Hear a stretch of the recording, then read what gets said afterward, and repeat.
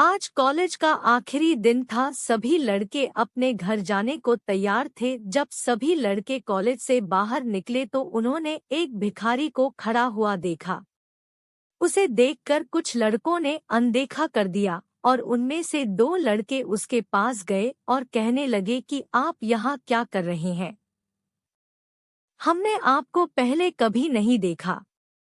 भिखारी कहने लगा कि मैं तो भीख मांगता हूँ और आज इधर की तरफ आ गया हूँ, मुझे कुछ खाने को दे दीजिए, बहुत भूख लगी है और मेरी तबीयत भी खराब है।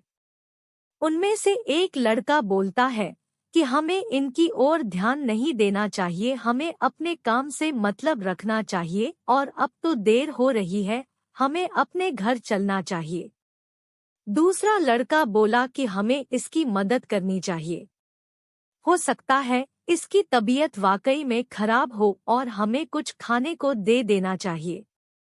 लेकिन उसका दोस्त इस बात को मानने को तैयार नहीं था। वह कहने लगा कि अगर तुम्हें कुछ देना है तो दे दो, मेरे पास तो कुछ नहीं है, क्योंकि यह भिखारी तो बहुत सारे हैं, कहाँ तक हम दे पाएंगे। वह भिखारी बोला कि मुझे बहुत भूख लगी है, मैंने 2 दिन से कुछ नहीं खाया है। उसके दोस्त ने कुछ पैसे देकर उसकी मदद कर दी और आगे चल दिया।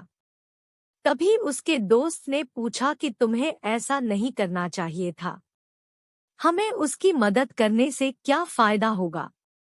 तभी उसका दोस्त बोला कि हर काम फायदे के लिए किया जाए यह जरूरी नहीं है, हमें अपने जीवन में वही काम करने चाहिए जिनमें हमें फायदा नहीं होता। अगर हम सभी काम फायदे की नज़र से देखेंगे तो कोई भी काम जीवन में सफल नहीं होगा। हमें दूसरों की मदद करनी चाहिए। हो सकता है कि एक दिन तुम्हें भी मदद की जरूरत पड़े और कोई तुम्हारी मदद ना करे तो तुम्हें कैसा महसूस होगा? तब उसकी बात को सुनकर उसका दोस्त शर्मिंदा हो गया।